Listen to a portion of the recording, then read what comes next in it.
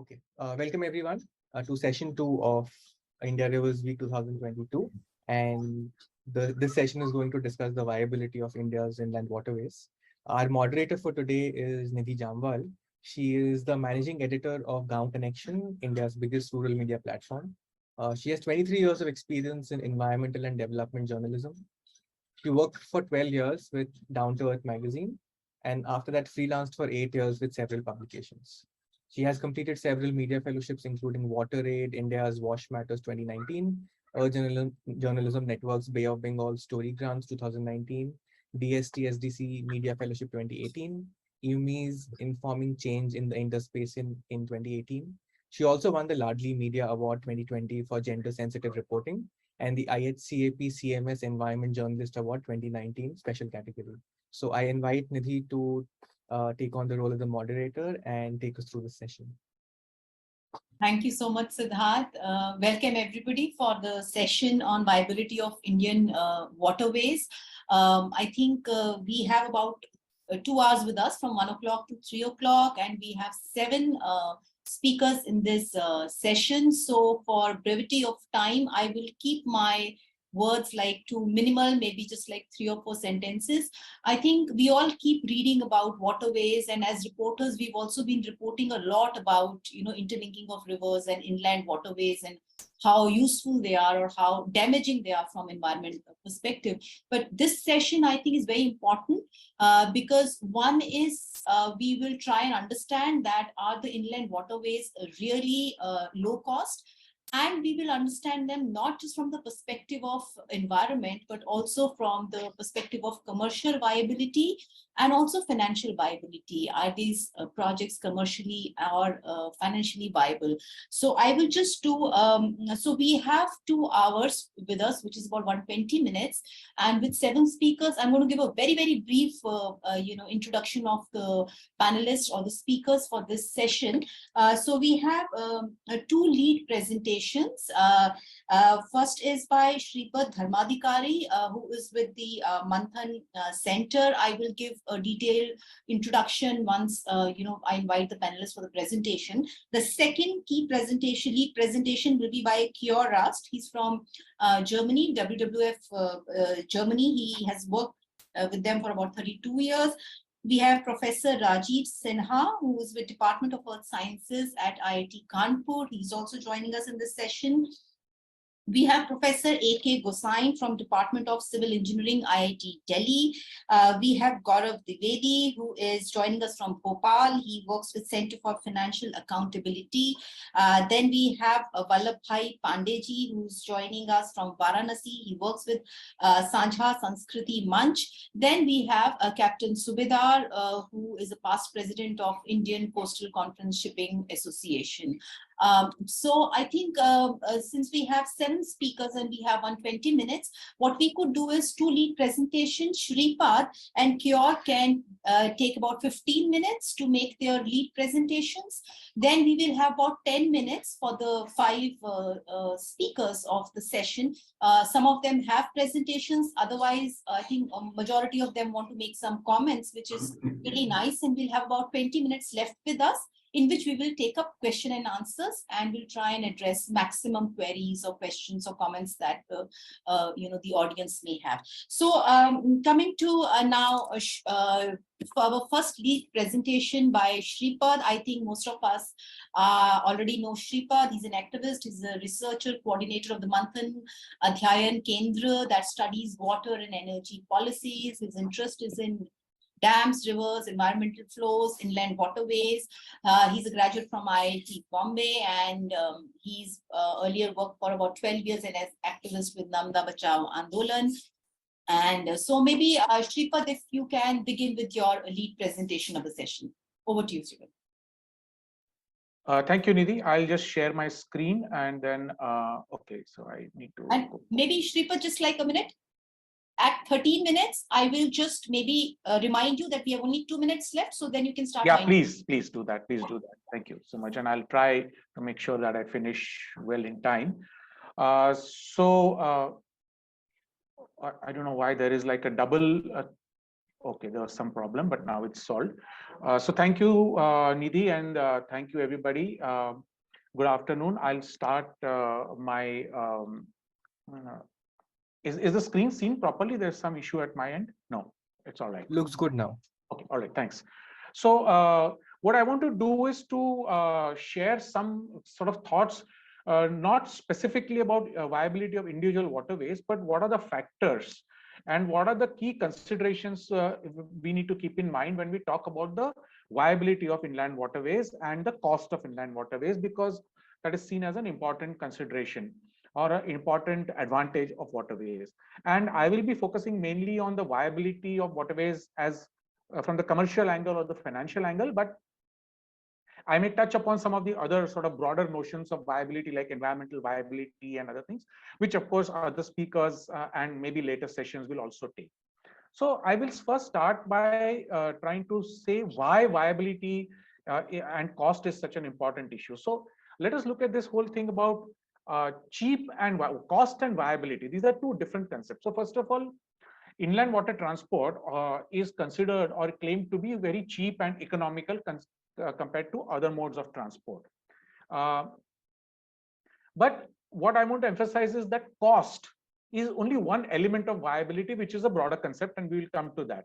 Now, when mostly inland waterways is being talked about as low cost mode of transport, then it is with respect to other modes of transport. And I think the main kind of claim for this advantage is that it is more fuel efficient. It uses less fuel because it runs on water.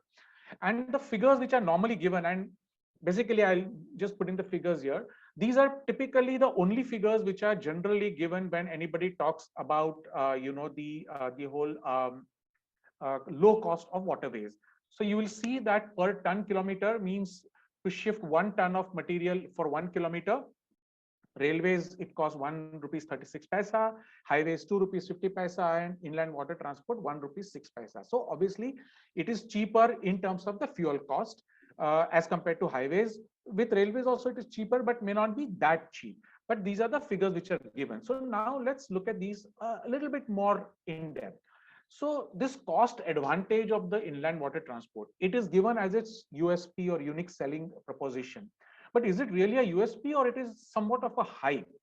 And I would kind of venture to say that in reality, this advantage is somewhat hyped up. Of course, it is there. It uses less fuel. But the problem is that there are many other determinants if you talk about total cost as against just the fuel cost, because that is only one element of the total cost of shipping. For example, what are the factors which influence the total cost of transport by inland waterways? Upstream or downstream movement is a very important thing. A ship or a barge which is traveling upstream will have to will have to move against the current and will actually be, the cost will probably be much more. So we have often seen that the difference can be twice or even more than that in terms of the cost, whether you are moving upstream or downstream. The distance travel can be an important thing. So for example, if you look at the advantage that inland water transport has, it is cheaper per kilometer. But if the route by the river is longer, then that advantage can be annulled. Then of course there is a very important point that whenever you are shipping something, then you want it to go from the origin to the destination. And in most of the cases, it is not all the origin and the destination are not necessarily both on the waterfront. Therefore, there are costs involved in taking it up to the waterfront and then from the waterfront to the delivery point, what is called as the door-to-door delivery, where, for example, road transport probably is much more efficient. And then there is also the depth available and the size of the vessel. These are also some things which determine the cost because it determines the scale. And often it is said that if the depth is less than 2.5 meters or 3 meters, then you are not able to run vessels that are large enough to achieve this advantage of scale. And then, of course, there are terminal costs and other handling costs. And then there is the cost of maintaining the fairway, that is the navigation channel, because we know that in rivers, there is no it's not a canal. So, you have to dredge a channel and then there is siltation and some of that. Sometimes the channel can be, filled up with sediments. So you need to keep on doing the dredging, which can add to the cost. So basically, in actual practice, the cost really can be considerably higher than what is just those figures which are given, and the advantage can be nullified. So we should keep this in mind.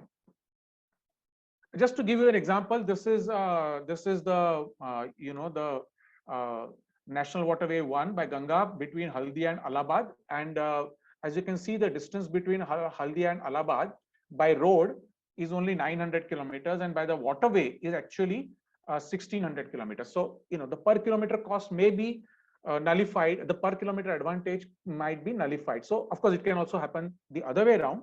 Sometimes the road may be longer, but this is an important factor that is something I just wanted to emphasize. But cost is only one thing. If you talk about the viability, then I think there are many other factors which come into play, and viability is considerably beyond just the cost element. The cost itself is, of course, has many factors. So viability, what are some of the factors when you look at the viability of the entire waterways program? Convenience and ease of use is very important. Reliability is very important. You need to make sure that if it's said that it will deliver in 5 days, it needs to deliver in 5 days. Speed of transport is also important, because the water transport is considerably slower. Sometimes for the perishable goods, it's a problem. Safety is an important consideration. I think Avli in the morning had mentioned some of the safety issues, and the relevance and appropriateness. So for example, where there is a lot of water bodies and interconnected river bodies like say Kerala, it could be more relevant than say at other places. In the case of inland water transport, all these are critical issues, and we will look at some of these. So hydrology and flow patterns of Indian rivers, I think it's a very, very important point, that unlike say, some of the European rivers where the flow is more steady, we have a very peculiar pattern, monsoonal pattern. So we have very seasons in which the flow is very small, and then the season in which flow is very high, and both the floods and the low levels can influence the viability of waterways. The shallow water, particularly in lean season, makes it difficult in maintaining the depths, and that can lead to issues of viability, particularly if you take the year-round availability of the depths. The same issue, narrow channel width during the dry season. Siltation is a very, very major issue, and I think Professor Rajiv Sinha will also talk more about it, so I won't mention this, but especially in the Himalayan rivers like Ganga. And when you're silting or desilting the channel, then where you dispose the dredge material is a very major issue. I think we heard PP John earlier today talking about how that impacts the fishing a lot. Vertical and horizontal clearances, if there are lots of bridges, or if there is some other obstructions are there, then again that can lead to a lot of issues related to viability. And the speed of travel, which I already mentioned, especially if there is a perishable cargo. Channel shifting in rivers is also a major problem, again, particularly in the northern rivers. Just to give one small example of obstructions, this is Patna, and you can see what is called as the what is called as the Pontoon Bridge, which is the Pipa Pool, which is there in the Ganga at many places. This is near the Gaighat terminal, Patna, and every time a ship needs to cross, the entire bridge needs to be taken apart, and that can take anywhere from several hours to maybe a couple of days also. So obstructions can create a lot of issues. Then there are conflicting use of water. The same water can be used for fishing, for some of the other things. So that is also a big issue when you talk about the viability. Safety issues for cross ferries, for fishing vessels. In fact, we have seen in many cases that once the large barge movement and other is started, then fishing vessels are stopped from their travel. Door-to-door delivery, I've already mentioned this. The possibility of that is a big problem. We have heard about how the inland water navigation creates environmental problems. But interestingly, some of the environmental problems like the plastic pollution can actually affect the viability of the transport. And I will give an example from Kerala in just a few slides. And presence of other modes of transport, of course, because it is after all a choice between different modes of transport. Reliability, we have seen a lot of instances of vessels getting stuck, and also floods and bad weather, which can lead to suspension of movement. And I think it's very important for us to also look at long-term impacts of climate change, because climate change is going to significantly impact rivers, and therefore it will impact the viability of the investment, which we cannot look at it as a short-term investment. It's a long-term investment, so that needs to be considered. Interestingly, the IWAI, Inland Waterways Authority, has recognized all of these, but unfortunately, its planning somehow doesn't seem to recognize that. So anyway, just to give some example, this is a photograph from what is called as a Byad Jal, a side net being laid in the Kharinasi River in Odisha. And this is what the fishing, how they do the fishing here. Now, the entire Kharinasi River is going to be converted as a part of the National Waterway 5. And so, the fishing would be affected. So this is the issue of conflict in terms of the use of the water itself. This is an example how, one example where because of the drop in the level in Brahmaputra, the ships were stranded for 20 days. So now this has a big impact on the reliability. So when we talk about the critical issues in viability, it's not that these issues cannot be addressed. Of course, they can be addressed. But the point is, of course, the issues are a problem in themselves. But the problem is that in addressing those issues, the measures which we use to address those issues themselves can possibly lead to higher cost and does affect viability. So I think that is what needs to be seen. For example, if dredging is done, dredging itself is costly. So dredging itself will add costs to this thing. So we need to see how this gets balanced ultimately. And also, interestingly, measures to ensure viability can also lead to higher environmental impacts and endanger the environmental viability, which I'm not talking about right now. Dredging can impact the fishing, providing lights to enable night navigation. Night navigation is a big issue with water transport, because right now, most of them have to just, stay put in the night and therefore take much more time in covering the distance. But for night navigation, you need to have lighting and other things, so that can have a big impact on flora and fauna. Just to kind of give you an idea of something. Of course, this is not actually a sign of a night navigation lights, but how the lights can affect. So what are the implications of all these factors for planning? So one thing is that low cost and viability of inland navigation are not a given. They are neither universal nor are they intrinsic to water transport per se. Rather, costs and viability will depend upon specific circumstances and on specific conditions being present. Inland navigation can provide advantages and be the preferred mode under certain situations and not under others. It is important to recognize this, because hyperbole cannot be the basis of planning. That's the point I want to make. Only realistic assessments can be. Now, interestingly, the Inland Waterways Authority itself has recognized this, and this is from their action plan which they put out in 2020. And as you can see, out of the 106 waterways which were declared as new waterways in 2016, they found that 63 are actually not viable or feasible, and 25 are viable or feasible only for cruise and ferry, and 18 for cargo. So this is recognized. The problem is this assessment itself is a bit unrealistic, we feel, and unfortunately planning continues to be based on somewhat unwarranted optimism and without consulting the local communities. Now, there are certain. Sorry thank you. Thanks. So basically, if you look at this, there are certain things which we can see what happens when this unwarranted optimism or hype is used as a basis of planning, and that is seen everywhere in the way the inland waterways is being rolled out. I'll give you a few examples where we can see what is happening because of the unviability. So some indications that waterways as being developed or their parts are unviable. So this is a tweet put out by the IWAI just a few months back. It says, with waivers, tax holidays, financial assistance, exemption in custom duty and excise duty for imports, the inland waterways is a fertile ground for investment opportunity. So this basically raises a question: is how much subsidy and incentive does an initiative whose very USP is supposed to be low cost need? And though any new initiative may need certain incentives and subsidy, the way it is given for waterways, it really raises question about the low cost part of the waterways. Then we also see that AI says actually a large part of the vessels that we see the movement is actually in the tidal zone. And that is the reason for that is not very difficult. The tidal zone is where the depths, natural depths are available and good quality without too much of cost or too much of dredging or anything. And that's why we see that happening there. There are certain figures which Avli had mentioned in the morning, so I'm not repeating.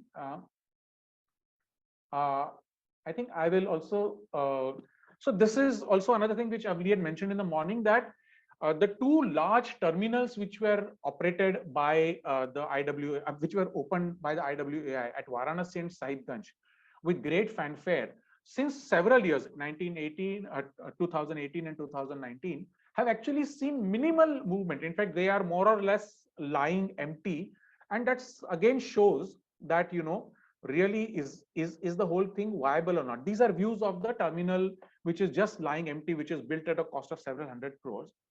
Interestingly, the IWA tried to hand over these to private operators under a PPP mode, but tenders for both Varanasi and Sahibganj terminals have to have cancelled twice because there is not a single bid or only one bid.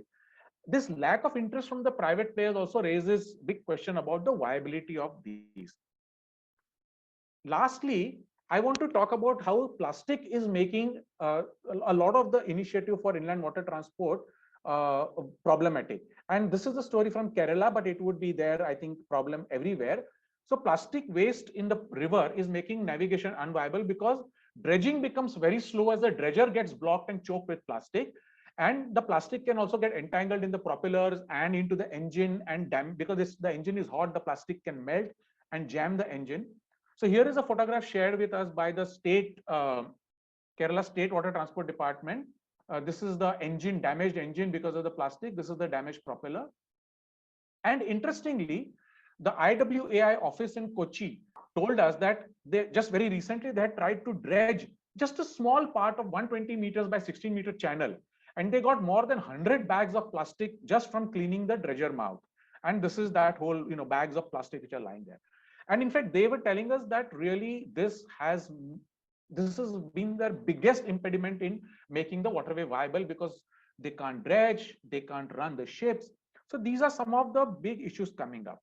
I will close with certain conclusions. Yeah, this is the last slide. Just one second. So what is in conclusion, what is it that I would like to say? Cost and viability depend on specific circumstances and specific conditions being present. Planning on waterways should be based on realistic estimate of these factors. Environmental and social viability should also be an important criteria apart from commercial viability. I have not touched upon those. Since interventions like dredging are a major cost, waterways should be planned to minimize interventions, not making them zero, but minimize. For example, if we can design waterways to use existing or natural depths and flows of rivers, as waterways are most advantageous when both origin and destination are on the waterfront, maximum priority should be given to serve the needs of the riverine communities, and local communities must be consulted when planning waterways. Thank you. Thank you so much, Shripad. I think we'll just take all the questions at the end of the session. So we'll move to the next lead presentation. I'll just briefly introduce Kior once more. He's a civil engineer who specialized in river engineering and water resources management. He's worked full-time staff member with WWF Germany for 32 years. His main activities are concerned around environmental issues with flood protection, floodplain, wetland restoration, river restoration, inland navigation, and he's also worked all over Europe on and studied various rivers. And since the last year, he is freelancing and partly volunteering for WWF offices. Kior, over to you. Please tell us what's happening in Europe. What is the experience of inland waterways there? Thank you. Thank you very much. This is Jamal.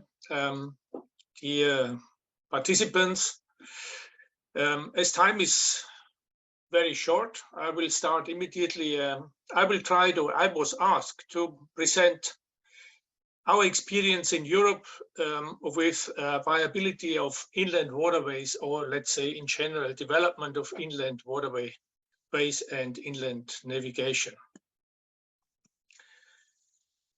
I have a few items, but I will skip one of those, but keep it in the presentation to that you have the context as a whole. Something about framework conditions, what are our given situation and technical requirements, what are the outcomes of policy work. I will highlight one good and one bad case study. Then I will talk a little bit about the important stakeholder involvement and the mitigation hierarchy, and finally about lessons learned. So in Europe, we have quite a centralized approach. There is a so-called Trans-European Network of Transport, TEN-T we call it, and this is connected to a funding facility which is called Connecting Europe Facility. This facility is several billion euro heavy. You can find the link down there, and there is a steady development of this facility, but nevertheless, the basics were set in almost 10 years ago. This is how it looks like all over Europe, and you can see how this centralized approach is structured. The red lines are railroads, and for the blue lines are waterways, and you can see that there's only one or very few blue lines in from the west towards Netherlands, and here to the west, and then the Rhine River, and down here the Danube, and these are the major waterways in Ukraine and in Russia. If we go a little bit more into the detail, you can see how it is developed already. Europe is full of waterways, especially close to the sea, to the shoreline. Here is the Rhine River, the major ports of Rotterdam and Antwerpen.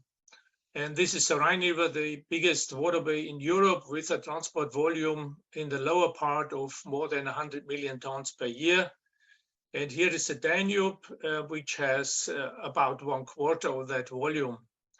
And there is a connection by a canal between these two, and that is why it is in the focus of the European Union to be developed as a priority inland waterway.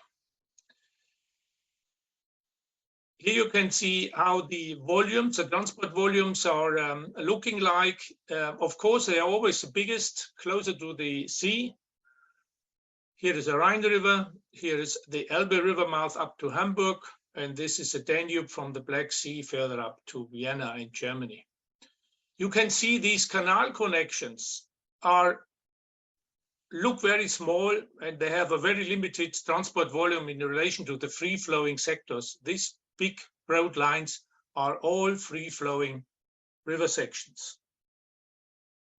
So what is really at stake when I'm talking, let's say, from the point of view of environmentalists, which are, let's say, the real opposition against these structural developments? And I show you the example of the Danube, and what is here indicated with green colors is a Danube free-flowing section under conservation, so with very heavy conservation interest legally. And the Danube is also the only river in Europe which has free-flowing river sections of more than 600 kilometers. And in orange and red, you can see those river sections which are under, let's say, in the interest of being developed much more for inland navigation. One example here, how it was approached in, let's say, more than almost 20 years ago. This is the Romanian Danube, so further downstream. So this part to the right here. They indicated that there are almost or more than 30 critical sections, and critical sector means fairway requirements are not met. This is how they started. And this is also one of the most, let's say, natural river sections we have in Europe for a large river. And even the state borders are not just in the middle of the riverbed, they're also changing, more or less caused by the change of the riverbed by morphological effects, morphological dynamics. Once a waterway is really developed, like here, the lower Rhine, you can see how it looks like. It is almost like a canal. It is free-flowing, but the fairway is more or less fixed with groins. And that means, of course, that it is not only impacting the environment, so the ecosystem of the river and of the floodplains, it is also a problem for the waterways, because it means that the riverbed itself is under permanent incision process. And that is a general problem all over Europe, and I think also in the United States. Down here is an image from the Danube east of Vienna, which has more or less the same problems. So what are our technical needs? What are we faced with? As it was already mentioned by Shripad, in general, the inland navigation sector tries to achieve 2.5 meters of draft, which gives an economically viable size of the vessels. That is the general objective. But if these ships with 2.5 meters draft would like to run in a free-flowing sector or section, then of course you need to add the squat, and that means usually they try to plan 2.8 meters. Not over 100% of the year, but along 95% of the year. This is our requirement. Apart from the depth, of course, also the width is very important.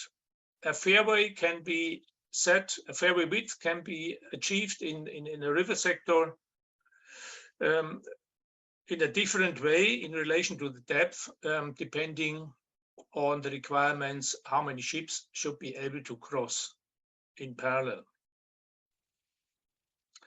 So how did it develop? In the past, of course, inland navigation, the inland navigation sector was very much a top-down hierarchy. The institutional setting was absolutely straight. It was not open for environmental questions. It was really straightforward and a closed institutional body. But parallel to that, of course, in view of the environmental problems, the discussion went up and became more and more hot, and NGOs played really a significant role. And this high-level communication is really important to come forward, because most of the decision makers are not aware that there are basic problems, not only with the environment. So transparency, even at that level, is an important issue. And after all these discussions, finally, we got at least a few guidelines how to develop an inland waterway. There is an agreement, as you can see, development of inland navigation and environmental protection in the Danube River Basin, which was elaborated in cooperation of the Danube River Protection Agency or Commission, and in parallel Danube Shipping Commission. And NGOs played a significant role in that, but it was a process of more than 8 years.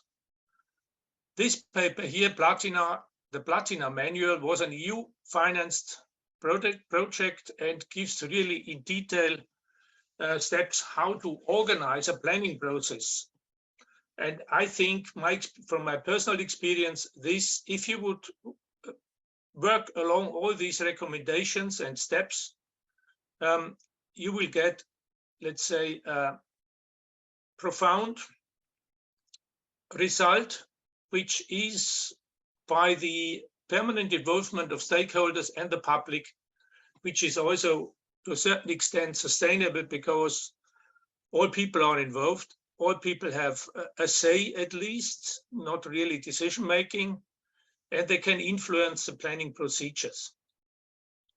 And these two papers I mentioned here are not the only one. If you look at PIANG and go for guidelines for sustainable management, you will find additional papers, and some of these are already almost 20 years old. So there are good guidelines for integrated planning. How did it work out? When you work along this Platina Manual, and you get even restoration. So it is not only development of inland waterways when you go for integrated planning. This is along the Danube, and this is an example of the Lower Rhine in the Netherlands. For some of you from the environmental side, it might look disastrous. You can see how it looks like when you develop a waterway which has a transport volume of more than 130 million tons per year. with a draft of more than 2.5 meters. So what is left in the floodplain? Not that much.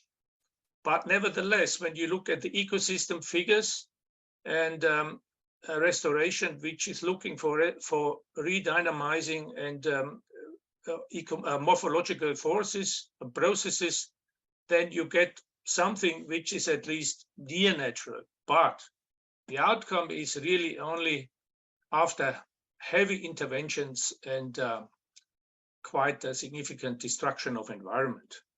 And still, this is not a sustainable section because it also suffers under permanent incision. And the key question in Europe is, how can we sustain the riverbed at least? Because for both, for the structures as well as for the environment, riverbed incision over the long run is a disaster. And it becomes at some point irreversible. So these are just examples how even existing structures have been changed. I cannot go into detail. More relevant is how all these planning procedures are organized with the stakeholders. And that is not, so the first step was already that you get different sectors from the governmental side around the table, not just the inland navigation sector. That is very, very important. So the water management and nature conservation. And of course, additionally, different stakeholders. And as this forum, of course, inherits basic, let's say, conflicts of interest, it proved very successful to have an independent moderator to keep this discussion as on a productive level. And that is really important. Very strong recommendation from my side. And this is not only happening in the Danube sector, but also on different other rivers in Germany and France. There's one good example in Serbia where I participated, and that was really starting out of the nowhere. But I cannot go into details of these, let's say, important items, but there were good consultants. The promoters, the navigation promoters were really competent. They knew what they are asking for and what they would like to see. They organized a good forum. They performed a multi-criteria analysis with stakeholder involvement, which is not just about hydraulics and economics, but also about environment and even maintenance. And everything was quite transparent by the access to the data and information which was presented. So if the lessons learned here was, if conditions are right, acceptable solutions can be found. You see how it was worked out, highly sophisticated, 2D modeling and even more with morphological components, not that expensive, but finally it proved that the investment into integrated planning, which needs, of course, more manpower and a bit more time, delivers much better results. And here in this example, there were different interventions investigated, and there was also one rule which is important. If interventions do not prove to be successful according to the modeling results, then it was decided not to intervene with structures, to continue with standard maintenance and dredging. On the other hand, if it was decided to go for dredging, it was only accepted when the outcome of a dredging is sustainable for more than 3 or 6 years, depending on the situation. But we have also not so good case studies. And this one concerns the Romanian Danube about, let's say, 5 years before, in the past and earlier. And it was just the opposite to the Serbian example: insufficient data, unprofessional stakeholder involvement, limited consultants' capacity, weak cooperation between the governmental sectors, the different sectors, and there was no consistent trust building. That's a very important issue. Nevertheless, after all conflicts, I can say today the process has significantly improved in the meantime. And from the 33 critical sectors I have shown before for this Danube sector, they are now talking about 3 sectors only to intervene by structures. So this is the outcome of integrated serious planning. Kior, can you just wind up? You just Good. Yeah, thanks. So concerning, thank you. For the policy analysis, it's also important if you want to participate, if you want to set up a good stakeholder participation, it is important to make clear who is responsible for what. All those stakeholders have to understand the context of the decision making, who is influencing the decision makers. So they're always allies, so they're always adversaries. And it is important to do an appropriate power mapping of the stakeholders. Also, project analysis helps a lot. So even including the history of the project to understand why was happening at which time and for what, with which outcome. This is how you can organize a stakeholder forum. It needs at least what is important, rules of procedures. That is very important. You have to work along rules of procedures, otherwise you are lost. Then mitigation hierarchy. It's really an important thing. Too many inland navigation promoters just ask how can for the compensation of impacts. And this is the wrong approach. First of all, you have to go for a planning procedure which is avoiding any impact. And that is feasible. The integrating planning experience we have shows that it is really feasible if you have an appropriate assessment and appropriate partners on board. If avoidance is not feasible, then you go for the next step, which means you mitigate the impact. So very important that even this mitigation hierarchy is set down in our legislation. Avoidance, mitigation, and only at the very final end, you have compensation. And even compensation has some restrictions. It has to happen within the impacted river system. And everybody has to understand this is a very last resort of a measure. So overall lessons learned. If you want to influence such a large-scale inland navigation development, get engaged early and be prepared for a long and exhausting challenge, mentally and physically. This is really our experience. You are working with institutions which exist already for centuries, I can say, for Europe, which are well developed and structured, and you cannot influence them simply by some comments. You need to have a strategy. So that is the second point. Don't underestimate the power of tradition. It requires for quite a number of people a change of the mindset. And the mindset already starts to learn how to work together, interdisciplinary and multidisciplinary. Then, of course, it's important that you find your allies and you nurture your allies, because every voice counts. Otherwise, this is our experience, you don't have enough power to influence a centralized planning. Also important, that is about communication, build trust, learn to understand the navigation promoters. Only when you have a certain trust level, you can speak frankly and you will get much better information.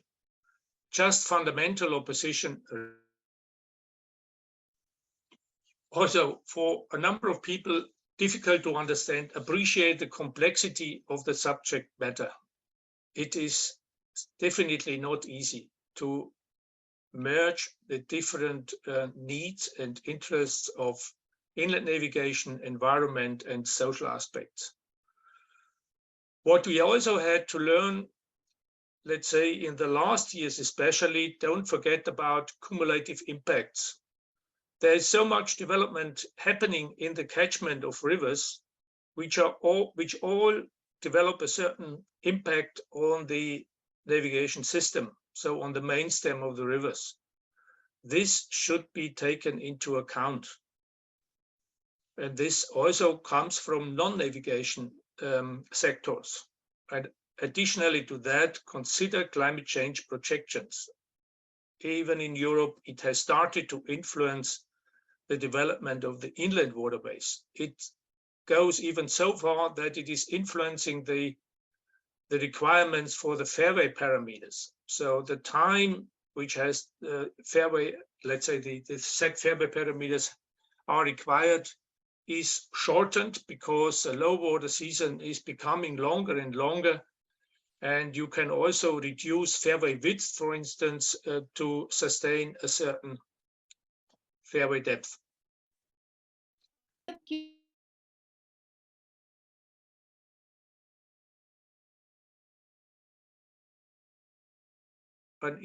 For a simple decision, always keep the whole process in your mind, and otherwise you are not going to get a resilient solution which is sustainable for the river ecosystem.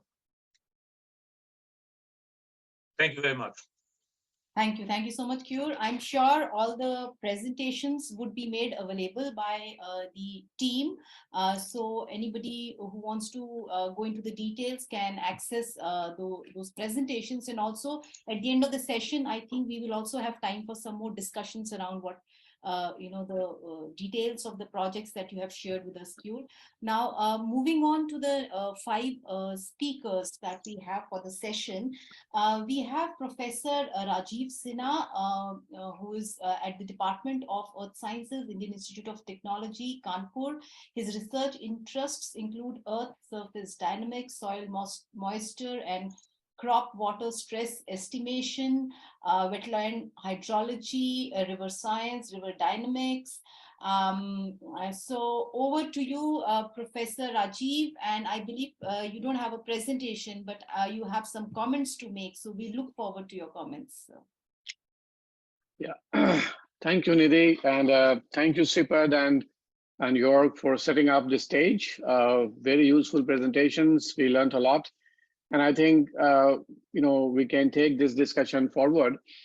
Now, let me start with saying that there is absolutely no denying to the fact that a project of this scale and nature will have the damming effects on the river system in general. But then, we also have to understand and realize that what is the present condition of our rivers at the moment, particularly those where we are planning an extensive network of the inland waterways, particularly those, which are the Himalayan rivers, and I would say particularly those which are in the lower stretch of the Himalayan rivers. So for example, the Waterway 1, which Rupert was trying to say, to show. Now, most of us who work on the rivers of these rivers, we know that these rivers have 2 fundamental problems. One, which is that they are highly dynamic in terms of their position, and 2, that there are highly sediment charged rivers. These are some of the highest or largest sediment charged rivers in the world. And as a result, and then these 2 things are not obviously unrelated. Most of us who understand the river processes, we all understand that the morphodynamics of a river and the sediment flux or the budgeting of the river are very strongly interrelated. In fact, in the Himalayan rivers, it is the sediment part becomes the critical factor which eventually controls a lot of other processes of the river. For example, the dynamics, for example, the siltation and all of that. Now, the question here is, and I'm going to put in a slightly different perspective here, that, if we have to go ahead with a project like this, what are the positives we can take from here from a river management point of view? And I would emphasize particularly on the sediment management perspective. And what are the precautions which we need to take eventually, if you want to, make the best out of that. Now, just to highlight the point, Uh, I did a study in the lower stretch of the Ganga between Buxar and Farakka, which covers almost 70% of the waterway one, and we estimated the amount of sediments which are accumulated in that stretch, and we divided that into 4 different stretches and all of that. But our first order estimate was that we are talking about something like 2,500 million meter cubes of sediments which are actually extractable from that region. Now, as a result of that, forget about inland waterways, no waterway or yes waterways. Even otherwise, even in the normal time, if you go to see these rivers in the summertime, you won't even see the river water. You will see a sea of sand, basically. The river actually trickles, in such rivers, such stretches. A river like Ganga, which has a width of 10 kilometers in such stretches, is actually trickling. You will find hard to see the water line, for example. That is where we are at the moment, in terms of these rivers, and nobody is bothered about it and then of course that leads to flooding, that leads to river instability, all of that issues, plus the other intervention which we are talking about, and so on. So the question is that how do we take advantage of projects like these, and how do we restore these rivers to some sort of a natural conditions? I mean, we all understand that most rivers around the world have degraded to some extent, and we have almost stopped talking about restoration to the pristine state. We talk about rehabilitation now, etc. We talk about restored rivers to some kind, etc. You all were showing a couple of good examples from the Europe anyway. So the question is, how do we then take advantage of that? Even if you just talk about the sediment management point of view, managing these rivers, there is absolutely no incentive, number one, to remove these sediments from these rivers, because there's no economic benefit which the government or the private vendors actually talk about. So there's no incentive of dredging the river. There are in fact stretches where the removal of sediment is totally banned. In most parts of the river in Bihar, you can't even touch the river sand, for example. So that is the scale of the problem we are dealing with. And the rivers are totally choked. They lead to floods, they lead to bank stability, and all of that issues. So one question is that if such projects can provide some incentive for making the river navigable and also look like river, can we implement a very strong sediment management strategies in such projects? That's one of the things which I wanted to highlight. And of course, it has to be done in a controlled way. It has to be done from an ecological perspective. But remember that if you don't remove these sediments from these stretches, particularly, there's absolutely no possibility of navigation. There's no even possibility of sustaining the river for a long time. So that's one of the important things which we need to understand, that can we use projects like these to provide some incentive to remove the sediments. I am avoiding the word dredging or sand mining or whatever, but at least manage the sediments in such a way that the rivers become, the flow becomes navigable and also ecologically sustainable. So that's one of the things which I wanted to bring in. So therefore, what is therefore needed here? The need here is that right now, the entire project of inland waterways and the river management and sediment management are totally delinked. There is absolutely no coordination. There's no connection between these people who are dealing with these problems. And that is what Jorg was trying to highlight, that this is the first thing which we need to establish, that for projects like these, consultations have to happen amongst all people from all disciplines, the engineers, the geomorphologists, the ecologists, and of course the stakeholders and the communities, basically. So that is the first thing which we need to do. Then we need to develop very detailed, project guidelines. These are not, the standard reports which we talk about. We need to have some very detailed studies, for example, in terms of projections as to how these intervention which we are talking about in some of these rivers, what is the volume of the sediment dredging we are talking about, how we can make this volume economically beneficial. There are multiple uses of the dredged sediments. Right now, there is no dredging policy. We take the sediments out, we put them along the river, the sediments go back into the river anyway. So I think we need to have much more sustained and economically beneficial management strategies of these sediments so that they don't go back to the to the river, but they actually use for economic benefits. That's the other thing. Then the modeling and projections of river morphodynamics, how the morphology of the river is going to change with these interventions and also with after and before dredging, that needs to be understood very, very clearly. And then eventually we need to develop a very highly integrated interagency cooperation system. Again, otherwise, what is one agency going to do is absolutely not known to the others. That is going to create a disaster. So I think these are some of the important steps which we need to understand, and and perhaps a project of this scale can be made use of towards developing a more sustainable strategies for river management and sediment management, and perhaps some stretches of the river can actually be restored as well in many regions. So that's one of the things which I wanted to flag. I can always come back. Let's hear from others, but I would just like to stop here for now, and let's hear from others and see. We can maybe have a second round. If the time permits. Thank you, Nidhi. Thank you so much, Professor, and thank you for also saving 1 minute from your presentation.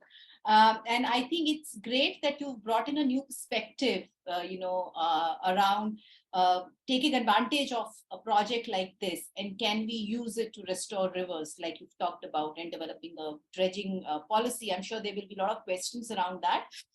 Coming to the next speaker now, we have Professor A.K. Gosain. He's with the Department of Civil Engineering, IIT Delhi. His expertise includes watershed modeling, irrigation water management, water resources management, real-time river flow forecasting, hydrological modeling, irrigation water management, climate change impact assessment, and geographic information systems. Professor Gosain, now your comments, please, sir. Thank you, Nidhi. Thank you much. And let me also thank all the predecessors who have given their very valuable comments on this very important topic. I won't repeat all those comments which have already been made, but I'll try to reiterate on some of the issues which I feel are very different and are specific to our country. When we are comparing with the European systems, as God has mentioned, that they are more stable systems. They have the perenniality as well as the uniformity of flows, which makes those systems entirely different. And if we try to use the same tools and regulations onto our systems, they might not work. That's one thing.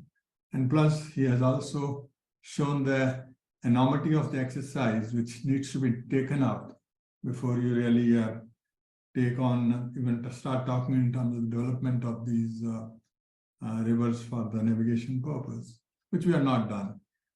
And if we add that, as Shripad was also mentioning, if you add that to the cost of the total navigation comparison, which they are doing with the other modes of transportation, there won't be any comparison that this might not work out to be a really a feasible choice. But if we go back into our systems, into our rivers, yes, long back, we go into the history, these systems, especially the Ganga and Brahmaputra systems, many stretches of these systems were being used for navigation purpose, but the conditions were different. We were not diverting water from the river, especially the low flows, which we had done, start doing later on. And we had the canal systems taking up from different rivers, whether you talk of Ganga or Yamuna or other systems, which has further deteriorated the low flows and didn't let the navigation be really something which was viable for some of the vessels. Small boats, yes, they were doing that.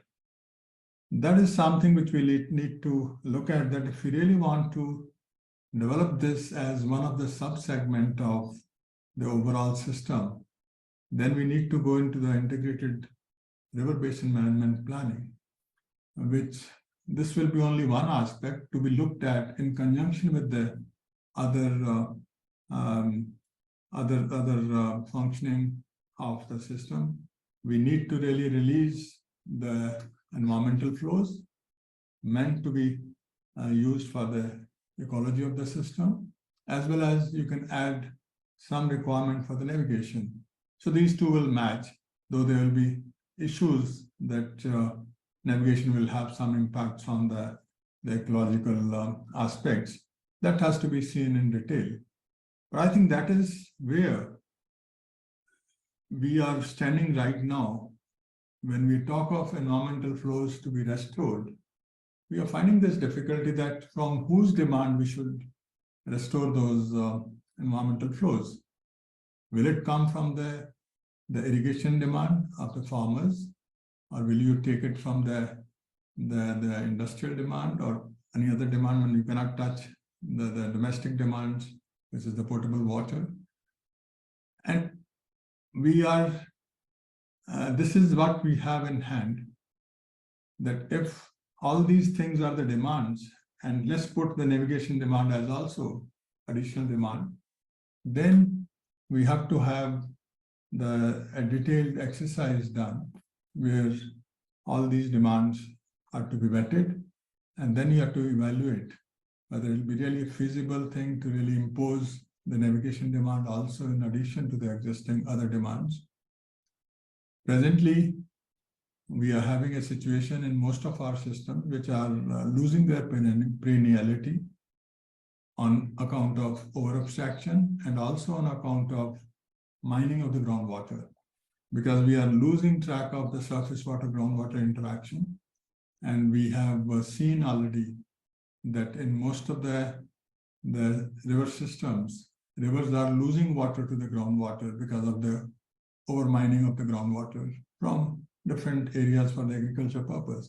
So I think we have a much bigger problem on hand, and we need to really do that exercise, and maybe there we can add this as an additional requirement to really look at the feasibility in conjunction with the overall planning of the river system, whether this will remain feasible or not, but not in isolation.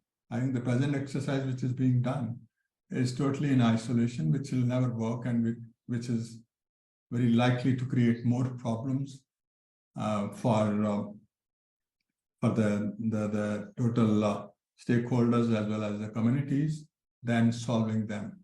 I know that on Ganga itself, from the government side, they are thinking in terms of having many barrages created so that they can have the locks, so that during the lean flow season, they can let the vessels go to the upstream side. But that is at a huge cost, and not only the operational cost, but also the morphological implications and many other things. So I feel that is a very serious issue and has to be seen in a very holistic manner, and taking the cue from the experiences of other countries, though they might be having different conditions, but they have other issues which are quite similar to each other. And that's what is my take on this. Thank you much. Thank you, Nidhi. Thank you so much, Professor. You've saved us lots more time. Thank you so much. I think we'll have a lot of time for discussion, which is really required and healthy. And I'm so glad you brought out the point of environmental flows and restoration of environmental flows from whose perspective. And also this whole thing of looking at in a holistic way. And also a question that often also comes to my mind is that in ancient times, our rivers were used as, waterways. So what is wrong in doing it right now? I think you've also touched upon that topic. Thank you so much for that. Now, moving on to our next speaker, we have Gaurav Dwivedi, who's joining us from Bhopal. He works with Center for Financial Accountability. He has been researching and documenting privatization, sectoral reforms, and public-private partnership projects in public services like water supply and sanitation. His area of interest is infrastructure financing, researching financial institutions, and mega renewable projects in India, and many more. So I think I will just give the floor to Gaurav now. Please, Gaurav. Thanks, Nidhi. Thank you so much. Can you hear me? Is the voice audible? To start with, thank you to the organizers for this opportunity to share my views on the inland waterways during this India Rivers Week. And thank you to the moderator for the kind introduction. In the time given to me, I will probably talk from a different perspective compared to what the earlier speakers mentioned. I will talk with a focus on the financial institutions, financing mechanisms, and the projects within the Inland Waterways program. And also I will try to locate within this short period this whole Inland Waterways program under the larger canvas of connectivity and logistics vision and strategy of the Government of India. So I think these are the couple of things that I will try to attempt during this few minutes. So to begin with, let's see from the angle of the financial institutions and the financing of waterways. And this is beyond the budgetary resources that are allocated by the government. To start with, if we look at the Jalmarg Vikas National Waterway 1 project, which is financed by the World Bank, and the estimated cost of the project is around 800 million, and the bank share is around $375 million. Beyond the financing, I think it's also important to look how financing links it to the public policy. So under this project, one of the main point is that most of the investments in operating and maintenance cost of navigation infrastructure needs to be publicly provided and funded. This is important from the viability perspective, and also from subsidizing and externalizing the costs that are required to maintain and operate the waterways.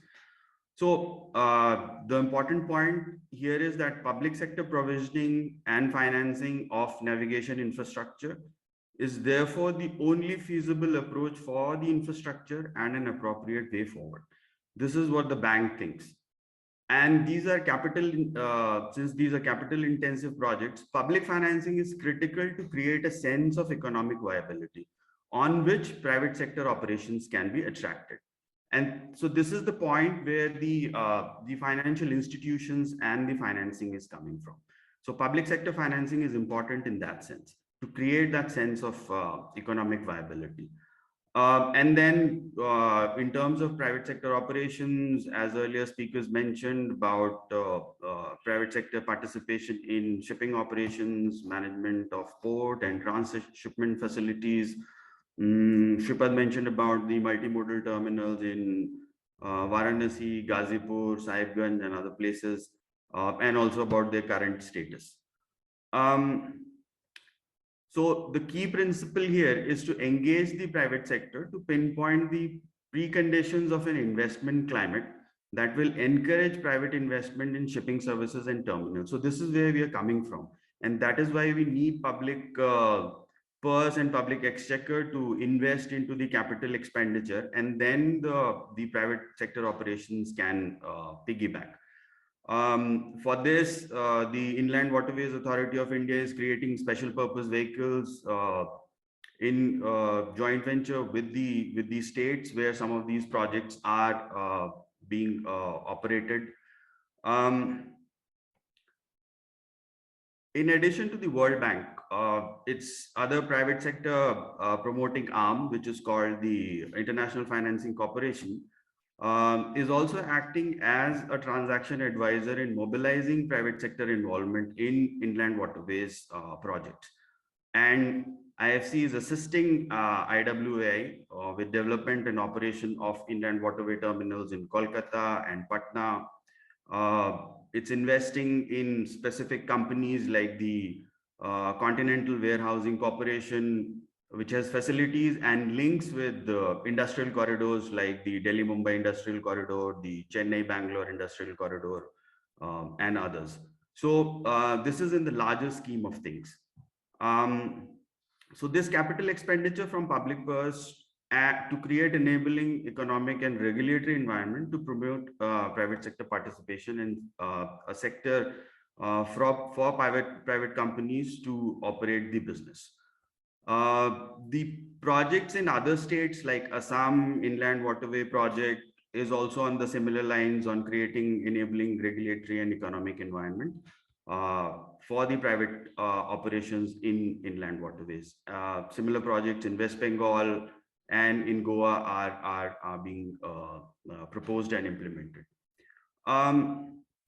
Just to rewind the clock a little back in the sense that the Asian Development Bank, another financial institution which is financing some of the inland waterway projects, the Asian Development Bank sponsored a technical assistance project in India for preparing the inland waterway sector development program.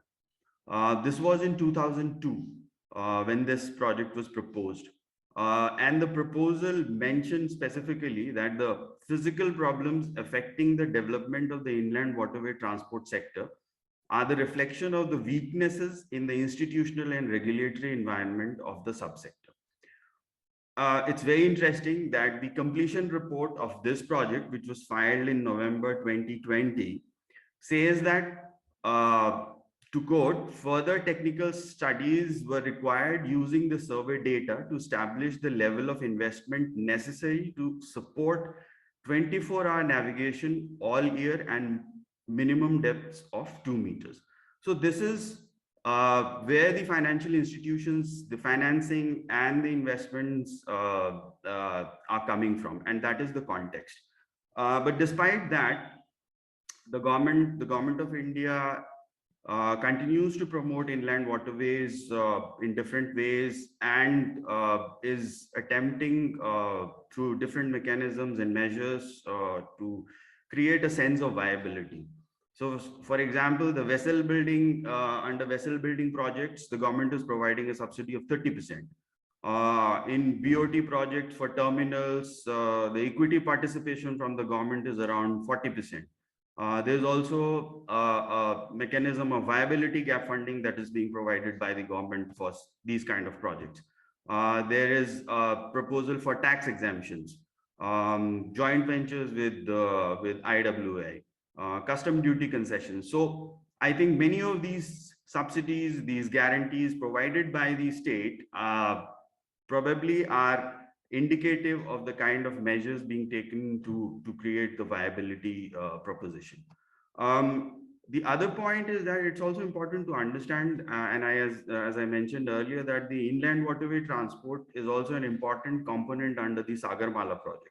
So it's linking with the ports, the port development program, which is the Sagarmala program on the coastline across the country, with the development of ports, deep drafts to enhance shipping and port handling capacity. So all these, I think, are linking together in that sense. In addition to this, the government is also promoting public-private partnerships in the inland water transport sector. And PPPs have been an important mechanism to push financing of some of these projects.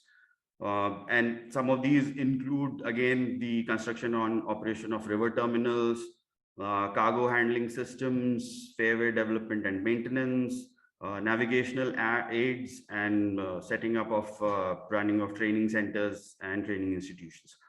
But this, I think, comes with a caveat in the sense that over a period of past couple of decades, there has been a larger critique of PPP projects in different sectors of the economy, from the consideration of investments, the guarantees, the subsidies, and risk allocation between public and private sector. So I think that also needs to be taken into consideration when we talk about PPPs. as a major financing mechanism for the projects under the Inland Waterways program. The other important point that I want to mention is the larger strategy of the larger transport and logistics strategy proposed by this government. So if we look at the portal, it is called the India Investment Grid.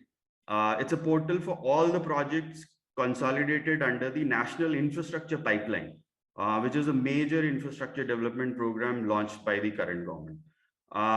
So under NIP, Inland Waterways is a part of the transport sector and as a component of the larger canvas of connectivity vision, including highways, rail links, ports, industrial corridors, and others.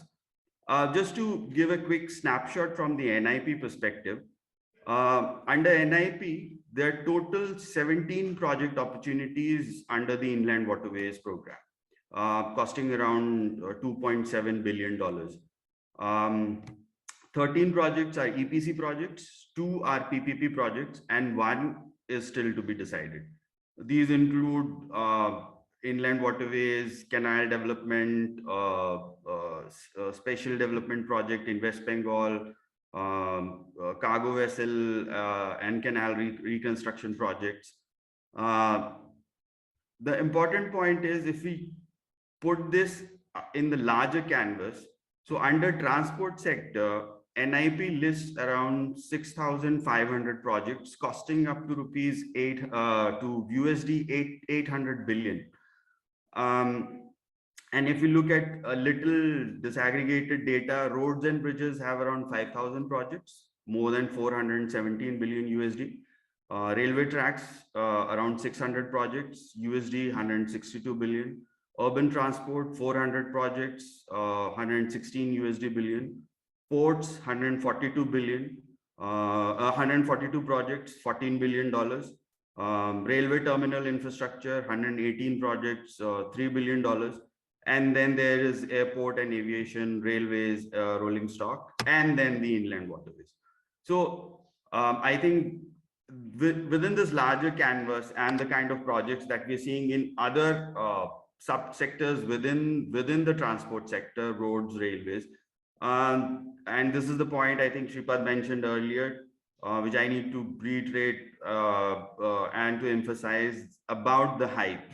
So this is more about the hype of a project. I mean, out of 6,000 projects, more than 6,000 projects under the transport sector, the waterways have 17 projects. Out of $800 billion, the investment expected is around $2.7 billion. I think that's minuscule, but the hype around it is immense. And before I conclude, the figures given in the larger context, the waterways seem to be a small component in the larger transport and logistics strategy. But the impacts could be severe, to say the least, considering the importance of the riverine ecosystems on all aspects of the regions where these rivers are located. Thank you so much. This is what I had for now. I can take questions as and when they come. Thank you so much for the time.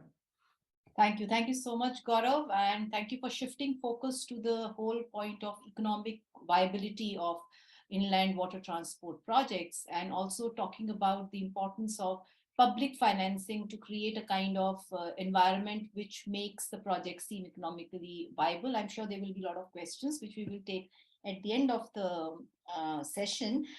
Moving on to the next presentation, we have हमारे उत्तर प्रदेश में वाराणसी से हमारे साथ जुड़ रहे हैं वल्लभाचार्य पांडे जी। वल्लभाचार्य जो हैं वो सोशल एक्टिविस्ट हैं और साझा संस्कृति मंच के साथ में काम करते हैं।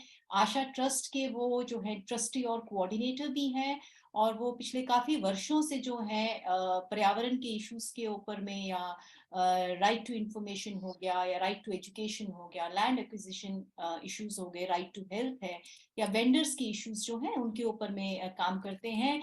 वल्लभाचार्य जी, आपका स्वागत है और मंच आपकी जगह है। बहुत बहुत धन्यवाद निधि। मैंने इसके पहले के सभी स्पीकर्स को, एक्सपर्ट्स को सुना, बहुत इंफॉर्मेशन मिली। Thanks for inviting me in this conference. I would like to speak in Hindi, तो मैं कंटिन्यू कर रहा हूँ। मैं तो गंगा के किनारे ही रहा हूँ, और यहाँ से मेरे घर के एकदम बगल से गंगा गुजरती है, तो एकदम दिखती है, और इसमें होने वाली सारी एक्टिविटीज को बचपन से देख रहा हूँ। थोड़ा सा स्टोरी में जाऊंगा एक्सपीरियंस के आधार पे, क्योंकि मैंने 82-83 में, जब मैं 7-8 में पढ़ रहा था शायद, तो उस समय एक मतलब वाटरवेज ट्रांसपोर्ट का सबसे पहला एग्जाम्पल हमारे सामने आया था। एक इफ्को का कारखाना लग रहा था वहां पे बरेली में, आंवला डिस्ट्रिक्ट में, बरेली डिस्ट्रिक्ट में। और उसके लिए जो पूरे इक्विपमेंट थे, बॉयलर्स वगैरह, सब बाहर से कहीं से आ रहे थे, और वो उसका ट्रांसपोर्टेशन शिप के माध्यम से किया गया था। और वो हल्दिया से कैथी तक, मेरे घर के बस 200 मीटर बगल में एक उसका छोटा सा जेटी बना था उस समय, और वहां पे शिप से वो जब जहाज आते, वो सब सामान आते थे, और वहां से फिर ट्रेलर से बाई रोड शाहजहांपुर और बरेली, जहाँ पे वो है इफ्को का कारखाना, वहां पे लगते थे। तो मैंने उस समय देखा है, और वो समय पूरा का पूरा जो शिप्स आए थे, वो सब जुलाई से लेके अक्टूबर तक के महीनों में आए थे, क्योंकि उसी समय बाढ़ की वजह से गंगा में पानी होता है सफिशिएंट। और उसके बाद से 86 में इंडियन वाटरवेज नंबर 1 की बात शुरू हो गई थी, और तब से लगातार 86 से लेके लगातार हर साल उन्हीं दिनों में, बारिश के दिनों में, बाढ़ जब होती है थोड़ी सी, तो उनमें एक शिप या दो ट्रिप मतलब आती रही है लगातार, हम लोगों को दिखती रही है, क्योंकि उसकी तो मैंने बताया ही कि बगल में है, तो दिखता है एक्टिविटी सारी। और वो बाढ़ की घटने से पहले ही वो शिप वापस चली जाती है, कभी कभी लोड होके जाती है और वापस खाली जाती है, कभी कभी जैसे।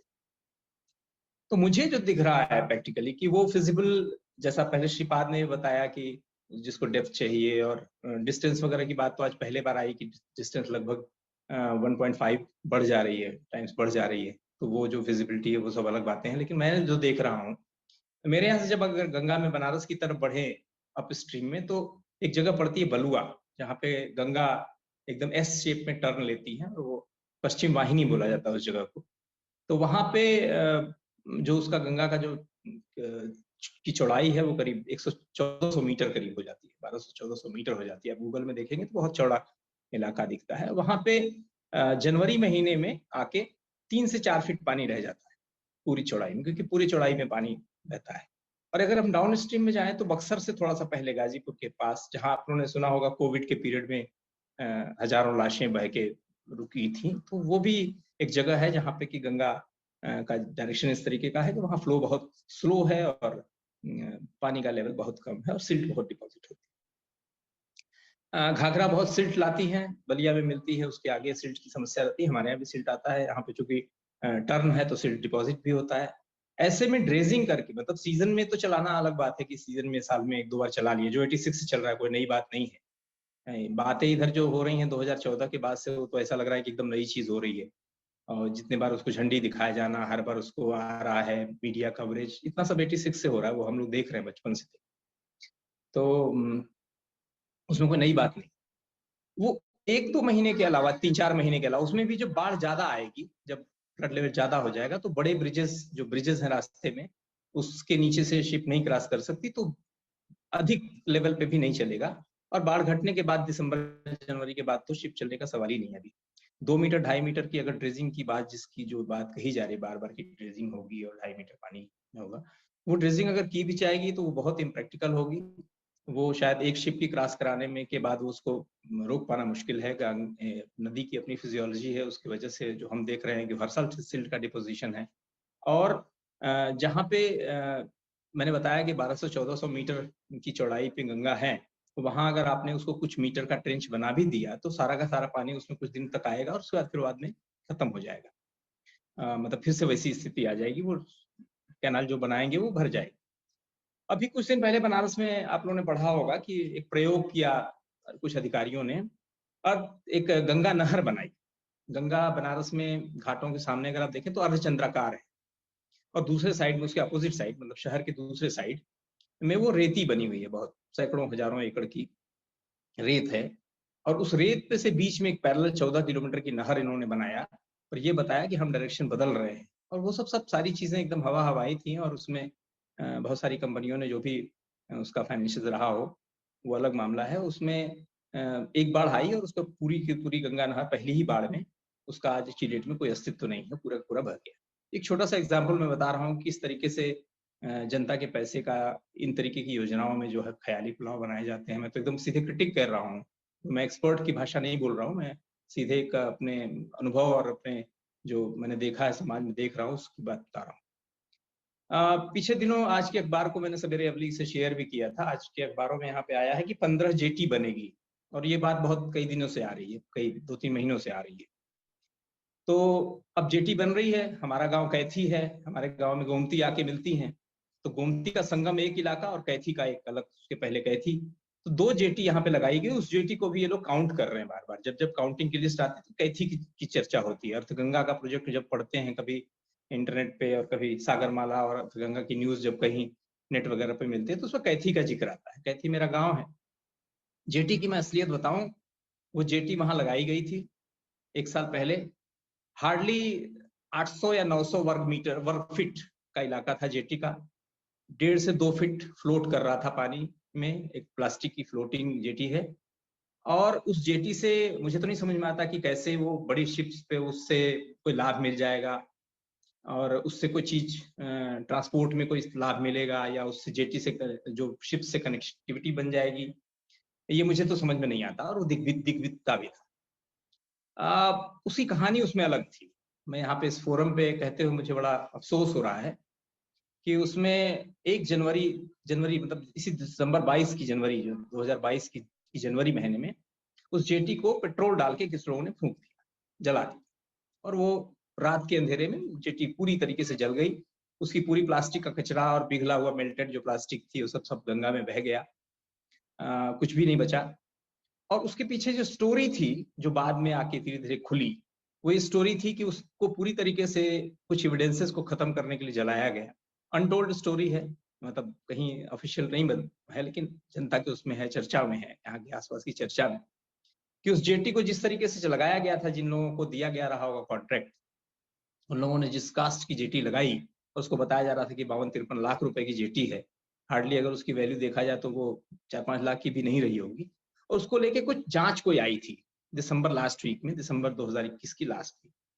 और जांच के तुरंत बाद उसको 3 तारीख को जला दिया गया, ये कहते हुए जलाया गया। और उसमें चार्ज भी लगे, 3 लड़के उसमें जेल में चले गए और वो अभी को जाके छूट के आए हैं 3-4 महीने बाद। उसमें चार्ज ये लगाया गया कि लोकल लोग थे जो उस पर गार्ड बनना चाहते थे और उन्होंने जो है उसको गार्ड बनने के लिए कंपनी पे दबाव बनाने के लिए जला दिया, जबकि स्टोरी उसके पीछे की दूसरी थी, बनाया गया। ये मैं स्टोरी बता रहा हूँ कि ये सारी चीजें हो रही हैं इसके नाम पे। रालहुपुर में जिस जगह पे एक पोर्ट बना हुआ है, पिछले 7-8 साल पहले उसका इनॉग्रेशन हुआ, बना, फिर उसके बाद फिर मतलब पहले शिलान्यास हुआ, फिर बड़ा धुआंधार उसका इनॉग्रेशन भी हुआ। आज तक वहां पे, जैसा कि श्रीपाद अपने उसमें बता भी रहे थे, कि 1 या 2 बार कोई शिप आके वहां पे आई होगी, कुछ चीजें उतरी होंगी या चढ़ी होंगी। उसके बाद से पूरा का पूरा पोर्ट वैसे ही पड़ा हुआ है। कुछ स्टाफ है, अगल बगल की करीब 50 एकड़ जमीन का कंपनसेशन अभी किसानों को नहीं मिला है। उनको ये कहा जा रहा है कि हमारे पास प्रोजेक्ट में पैसा नहीं है, आएगा तो देंगे। 2014 से कोई रेट, सर्किल रेट नहीं बढ़ रही है। करीब ऐसे 50 किसान हमारे संपर्क में, क्योंकि मैं लैंड एक्विजिशन पे काम भी करता हूँ, तो मेरे 50 किसान ऐसे संपर्क में है जो कि उनका पैसा आज तक नहीं मिला है। लोग यहाँ से वहां लोगों ने रेट वगैरह में भी गए हैं लोग। तो वो पैसा इसलिए नहीं मिल रहा है कि 2014 की प्रोजेक्ट कास्ट से 2022 की प्रोजेक्ट कास्ट में कास्ट बढ़ गई और सर्किल रेट नहीं बढ़ने से किसान को तो वही पैसा मिलना है, लेकिन वो भी पैसा आज की डेट में है नहीं। तो क्या उपयोग करने जा रहे हैं मुझे पता नहीं, क्या करेंगे। इसके बाद एक और मैं एग्जांपल दूं कि कुछ दिन पहले, मतलब मेरे ख्याल से 7-8 साल पहले की बात है, इसी दौरान में, कि गंगा के किनारे दोनों साइड में एक 50-50 फीट के आसपास का टावर लगाया गया, जिसको लाइट पोस्ट के नाम पे बताया गया कि इससे जहाज चलेगा तो लाइट के लिए लगाया जाएगा। वो बहुत ही लोअर क्वालिटी में, वो जो है मेरे घर से मुश्किल से 40 मीटर 50 मीटर दूर पे गंगा जी साइड में लगा हुआ था। और एकदम लोअर क्वालिटी की पाइप को लगा के किया गया, उसमें सोलर प्लेट लगी और हार्डली 2 से 3 महीने बाद वो एक हल्की सी आंधी में टूट गया। और ऐसे सारे पोस्ट जितने भी लगे थे हर 200 500 मीटर पर गंगा किनारे लगाए गए थे। ये आज की डेट में अगर आप चले जाएंगे तो मुश्किल से मुझे 2-3, अगर बक्सर तक आप जाएं तो मुझे जानकारी में 2-3 बचे होंगे तो बचे होंगे, नहीं तो ये सारे पोस्ट लगाए गए और फिर खत्म भी हो गए। एविडेंस भी नहीं है आज की डेट में कि कहाँ थे। नीचे जो जमीन में पोस्ट कंक्रीट में डाल दिया गया था पहला बेस, वही होगा बचा हुआ, ऊपर तो कुछ नहीं बचा। तो इस तरीके से जनता के पैसों का इस की योजनाओं में, जो कि जिसकी फिजिबिलिटी अभी पीछे के एक्सपर्ट्स ने बताई है कि फिजिबिलिटी वायबिलिटी क्या है, एनवायरमेंटल इश्यूज को छोड़ दीजिए, बाकी किसानों की जो बात हमारे यहाँ जो आज पेपर में निकला है कि अगल बगल के उत्पादकों को लाभ मिलेगा। हमारा गांव सब्जी की खेती और फूलों की खेती के लिए फेमस है। हमारे गांव से गेंदे की खेती 20 साल से हो रही है। परवल की खेती और कुकुम्बर फैमिली की सब्जियों की खेती हमारे यहाँ मतलब कई पीढ़ियों से हो रही है। नदी के किनारे डूब का इलाका है और हर साल डूबता है तो आसानी से होता है, अच्छी उपज होती है। उसके किसानों को तो आज तक कोई पता ही नहीं है कि एक एक्सपर्ट आए थे आपकी टीम से मिले हुए, शायद एक पत्रकार एक साथी थे जो आए थे, उन्होंने मुलाकात की थी यहाँ के किसानों से। पता नहीं आपकी रिपोर्ट, उनकी रिपोर्ट कोई इसमें आई है कि नहीं आई है आपकी इस वेबिनार में और उसमें। लेकिन उनसे जो मेरी बातचीत हुई और मेरी खुद का अनुभव है कि किसी भी किसान को कुछ भी नहीं पता है कि उसके गेंदे के लिए कुछ हो रहा है, लेकिन प्रोजेक्ट जब अर्थ गंगा की आप साइट पर पढ़िए तो लगता है कि हाँ ये तो सब कुछ हमारे लिए हो रहा है।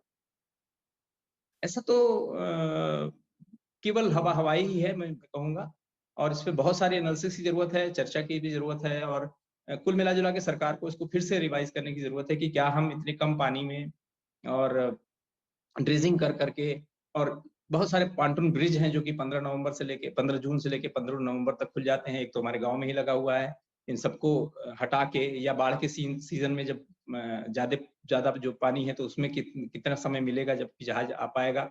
और इतने के बाद जब, और बाढ़ में एक चीज और भी है कि जब डाउन स्ट्रीम से अगर अप स्ट्रीम की तरफ जा रहा है तो करंट की वजह से जो कंजम्पशन होगा या उसका जो टाइम बढ़ेगा वो अलग मामला है। और दूसरा मामला कि जब आप किसी भी सामान को एक बार उसको लोड कर रहे हैं, दूसरे बार अनलोड कर रहे हैं, और लोडिंग अनलोडिंग की पूरी प्रक्रिया में आपको ट्रक का ही इस्तेमाल करना है, तो क्या हमारा ये जो बीच का ट्रांसपोर्टेशन आप कर रहे हैं वाटर से के थ्रू, वो गेंदा और सब्जी और इस टाइप की पेरिशेबल आइटम जो हमारे यहाँ से हो रहे हैं, क्या हमारे यहाँ के गांव के किसानों के लिए लाभान्वित करेगा? लेकिन आपकी जी समय हो गया, आप वाइंड अप कर देंगे। तो जी बिल्कुल, मैं यही कह के बात समाप्त कर रहा हूँ कि निश्चित रूप से आप जो एक्सपर्ट हैं और आपकी जो रिकमेंडेशंस हैं वो सरकार के उस फोरम तक जानी चाहिए कि इस प्रोजेक्ट की सही अर्थों में वायबिलिटी और उसके सामाजिक और जो पर्यावरणीय प्रभाव है उनका अध्ययन फिर से हुआ जाना चाहिए। धन्यवाद। बहुत शुक्रिया वल्लभाचार्य जी। और बहुत इम्पोर्टेंट चीज है कि जो नदी के साथ में रहते हैं, जिन्होंने नदी को देखा है, उनका एक अलग बहुत ही तरीका होता है नदी को देखने का और समझने का, और आपने वो हमारे सामने रखा। बहुत बहुत शुक्रिया आपका।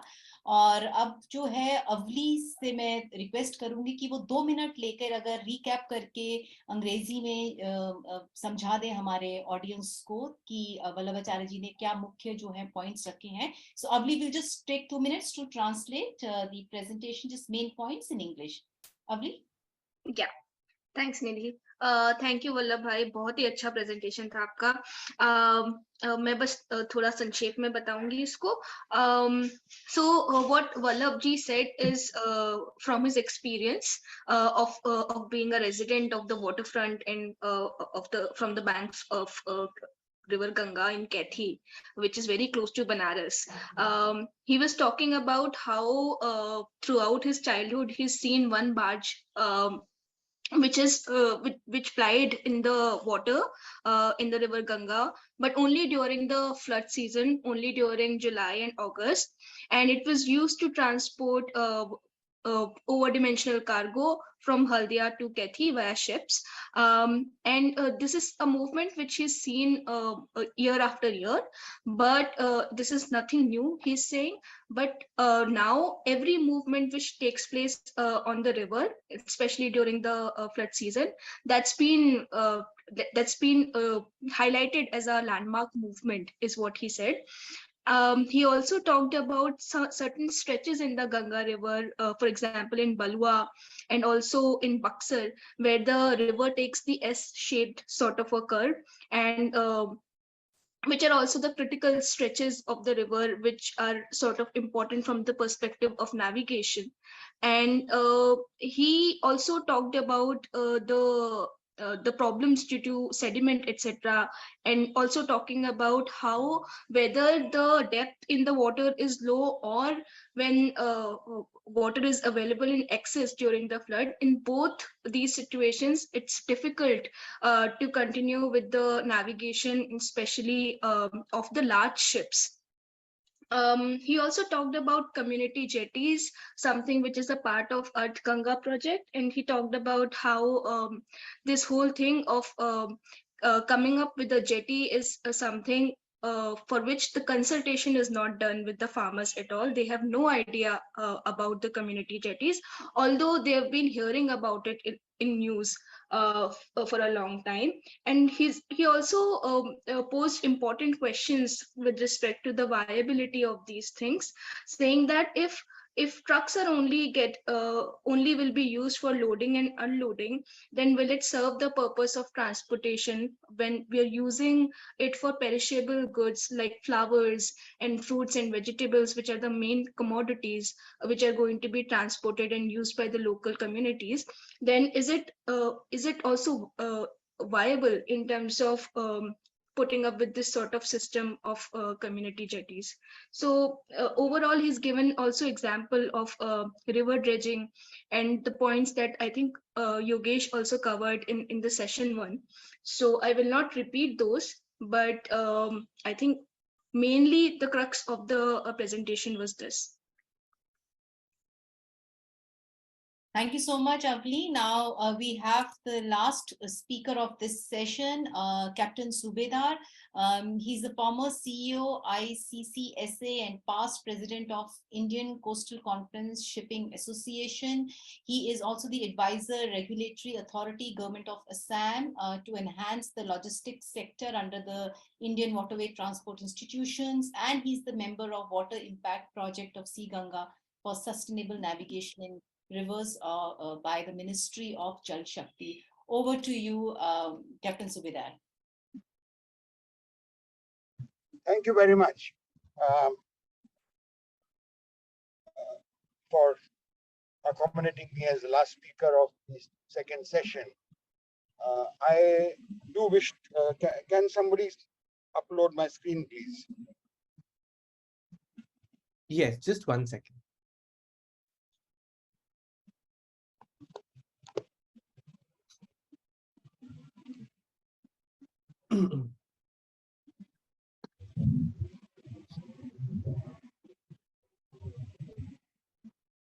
Is this visible for you?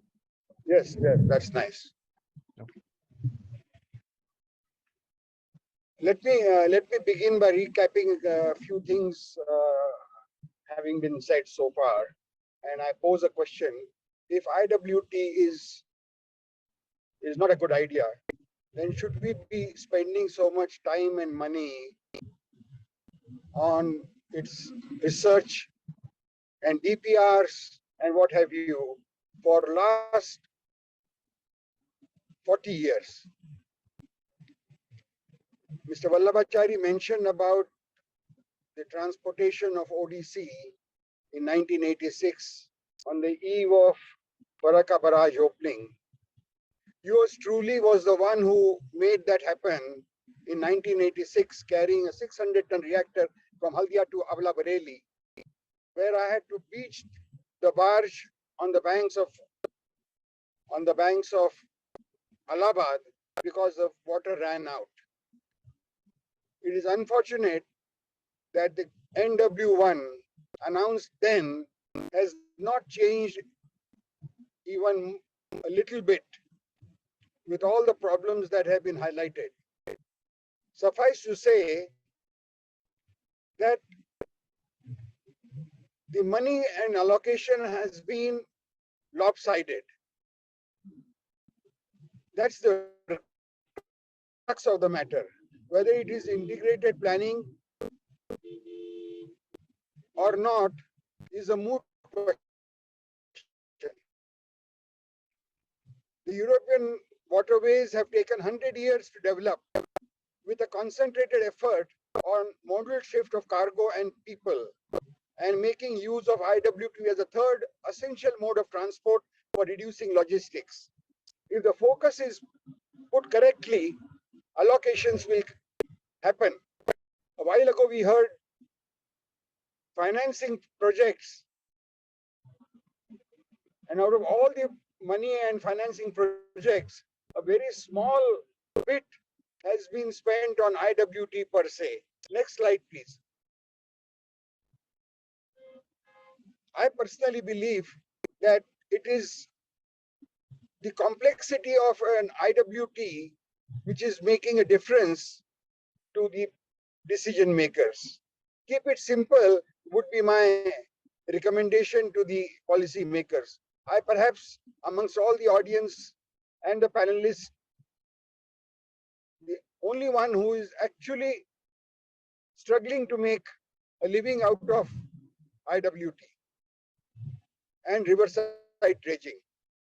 I live on the banks of the Ganges near Kanpur and have been associated with the Ganges for over 25 years, including domestic shipping. The synergies are there, but there are lots of problems which have been highlighted by the panelists, but not really given solutions to something which is very simple, because the focus has to be modal shift of cargo. And if European rivers can carry 100+ million tons, we cannot be in the situation of carrying 2 to 3 million tons in boats and majis. We need to grow out of all that. Jal Shiksha, the Kashi sanctity, the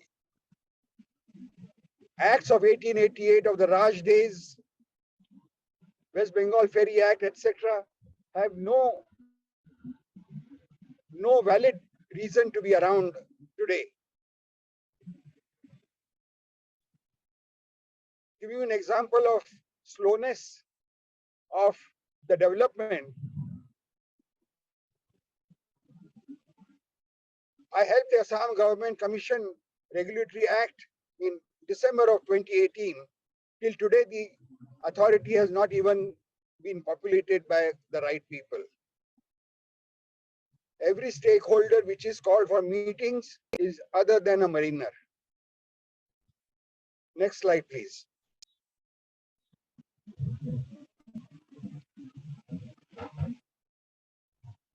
Over compliance,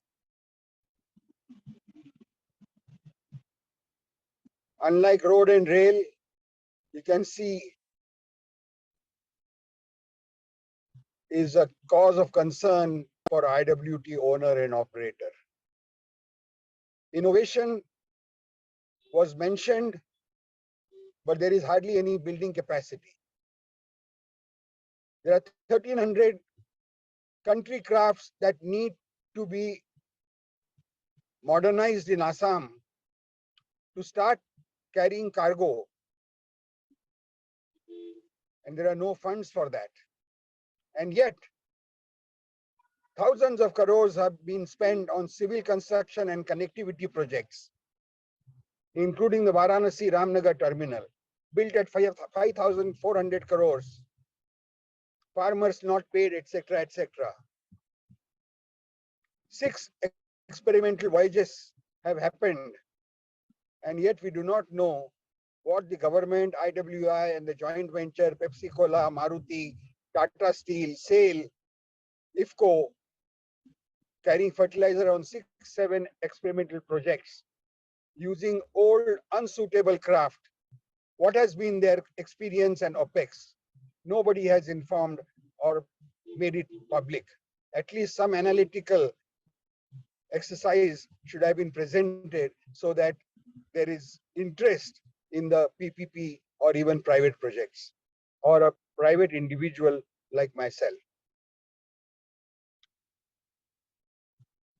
On the question of dredging, dredging is inevitable, just like road construction, road repairs, and pothole repairs goes on. If it has not been done before, then it must be absorbed by the infrastructure spend of the government.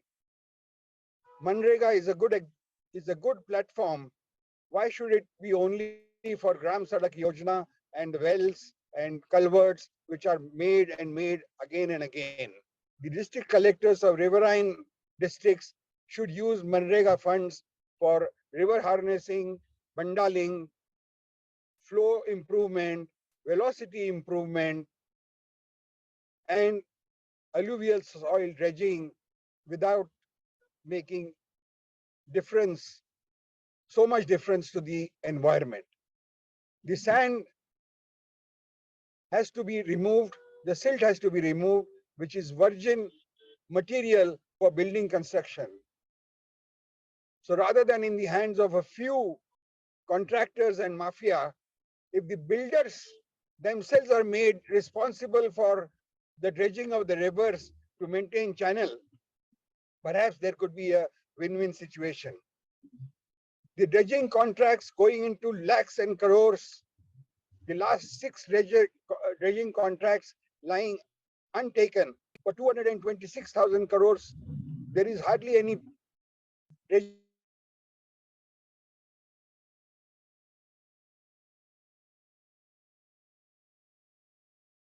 to small segment and encourage small parties to take up outcome-based dredging where the sand belongs and used by the builders.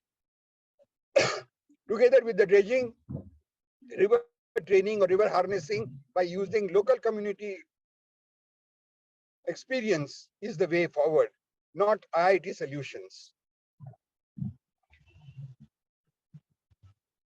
Dredging contracts, where necessary, could be of cutter section dredger kind. Otherwise, the dredger which you can see in this slide, I have been using it for last 25 years for small patches, small tenders of the IWI as well as other agencies of the district collectorates and power plants, and has done good outcome-based dredging for the purpose it was tendered for. So similar dredgers, if available, like an AA emergency service mechanism, there would be small dredgers kept at 100 kilometers, for example, so that the passage is maintained after some capital dredging, which must come out of the infrastructure fund for IWT. I believe. Can you wind up now in a minute? Yes, yes. Next slide, please.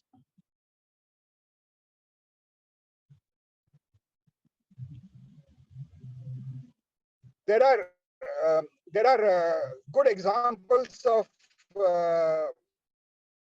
IWT across the world in G20 countries, particularly Europe, Japan, and USA, and United Kingdom. We must learn from them. Next slide, please.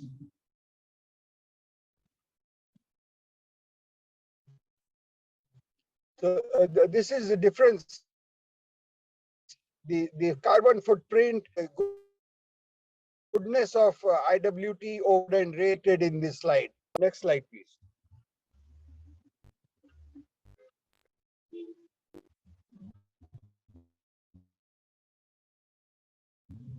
So constraints, we have over discussed these constraints. That is depicted on the in the slide for the benefit of the viewers. Which time permitting in this session. Important to note that IV regulations, Primary Act, over compliance, and not using IWT under the RTO kind of model, which is okay for Motor Vehicle Act, is what is keeping the IWT actually going forward in the national waterways. Thank you.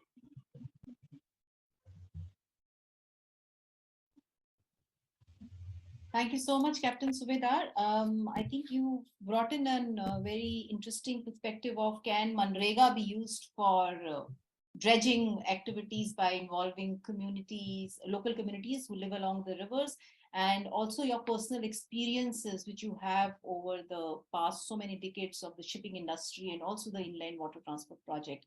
Now, I think we have about exact 10 minutes left.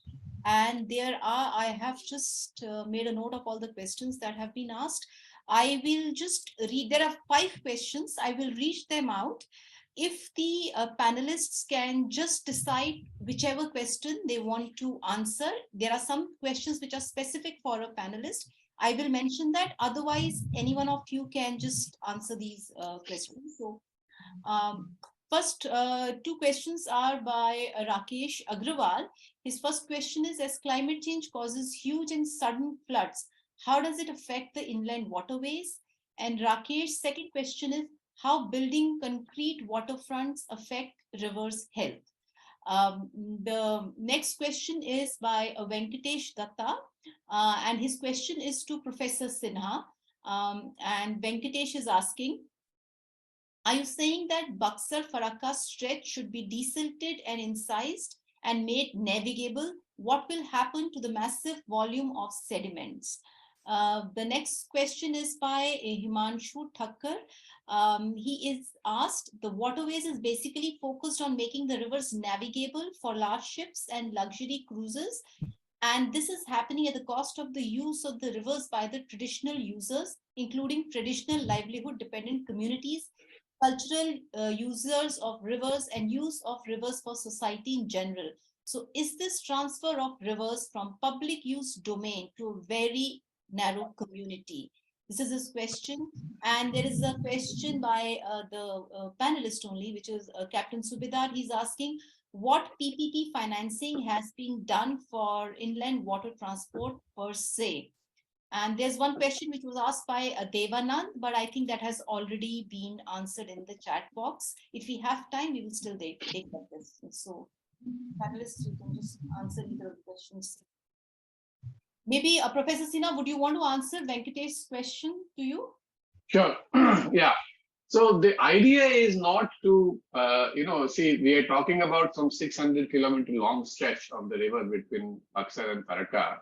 That is not how it is done. The approach is that if you read that paper which I mentioned, what we normally do is that we identify the hotspots where the large-scale aggregations have occurred, and that is the stage 1 of doing that. The assumption is that when you start clearing these hotspots in patches, then at some point of time, the hydrology revives, and then the river might be able to do the job itself. So that is the assumption, of course, but that is not how it is done. So so basically the number which I talked about, 2,500 million meter cubes of sediment, is actually based on the calculation of these hotspots only. So that is how it is done. So the idea is that, see, I think we have to understand that what are the choices we have. One choice is to leave the river as it is, right? And let the river clog with the sediments and do nothing about it. I'm not even saying that whether inland waterways is important or not, but even you can't even afford that kind of a situation that you leave the river as it is and let it clog, and then it is no use for anyone. So what I was trying to argue that with a proper management and a proper thinking and planning, it is possible to use this. And the other point which I mentioned, that right now the government has no incentive to desilt the river or to dredge the river, for example, in such, because it involves a large volumes of sediments, as he is also trying to point out. So there are 2 things here which is important to understand, that this kind of projects can give the government an incentive to clear up the sediment and make the river healthy and also flowable. The second is that it can lead to some sort of automatic restoration of the river flow and so on. But then, as I also mentioned that, and he are asking about that also, that what happens to the large volumes of sediments. Now, again, this is a very important point to remember, that it has to be done as a part of an efficient sediment management strategy.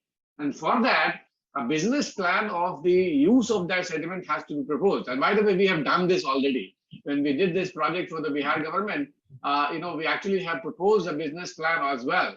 And as somebody pointed out, that these sediments are quite valuable from the construction point of view, from road construction, for embankment strategies and so on.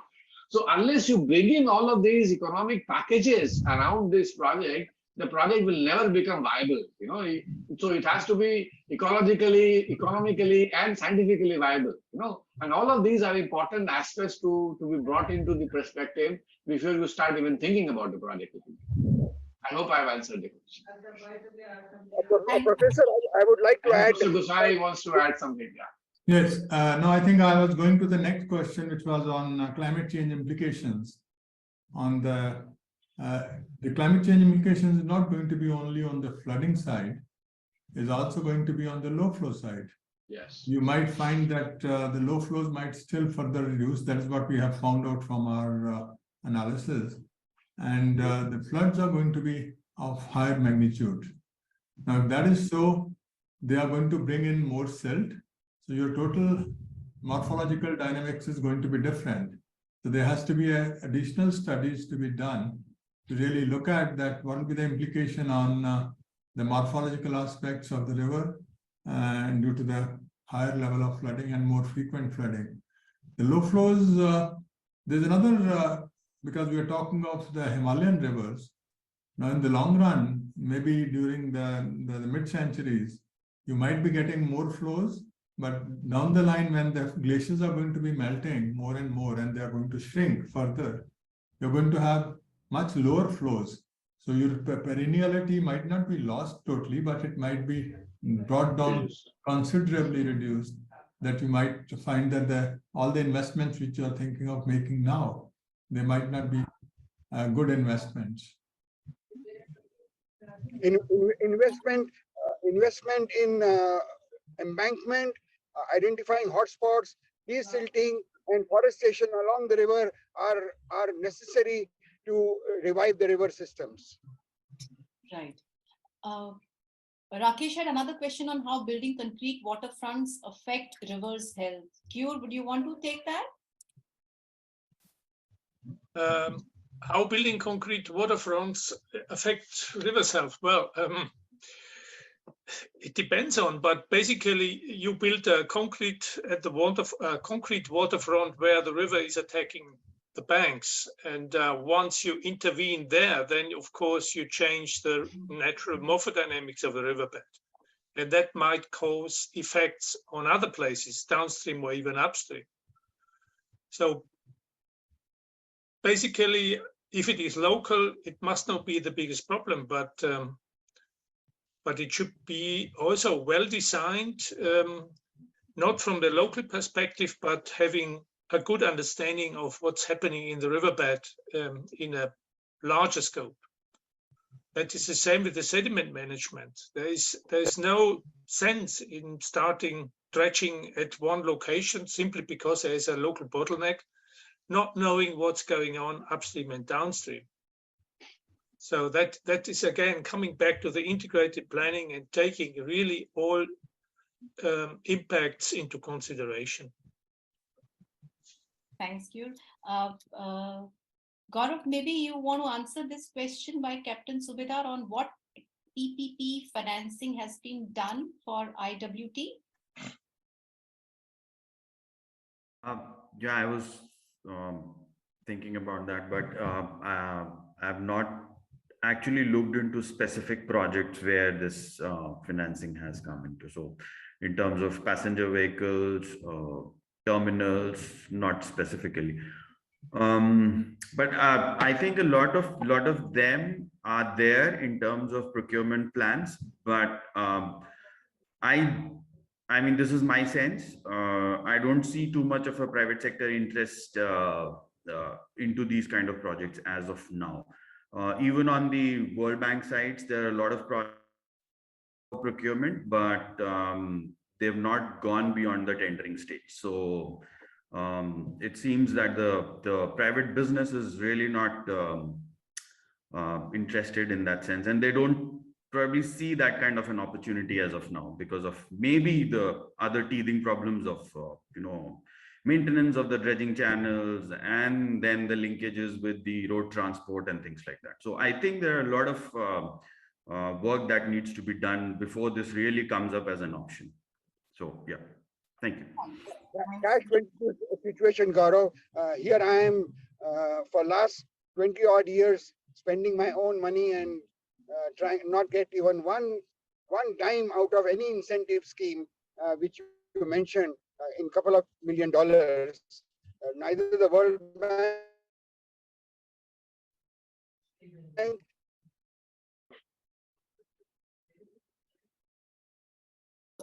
I think Captain Subedar is on the move. Not the IWA. Maybe we'll just move to the next question because I think Captain Subedar is on the move, so the network is breaking. Not the IWA or a Shripad, would you want to take the next question, which is by Himanshu, where he's talking of transfer of rivers from public use domain to a very small, kind of community? Maybe. Yeah, thanks, Nidhi. So I think this is a very important question. And okay.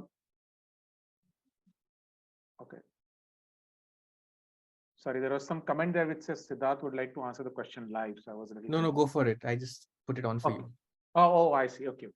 So, so I think this whole thing about whether that represents a transfer from the public common to a more narrower interest, I think is the crux of many of the economic decisions which are being made in this country, or the justification behind many of the economic decisions. The idea that somehow if we encourage, say, use and in a way exclusive use of the river for say large scale water transport and navigation, because it does become an exclusive use.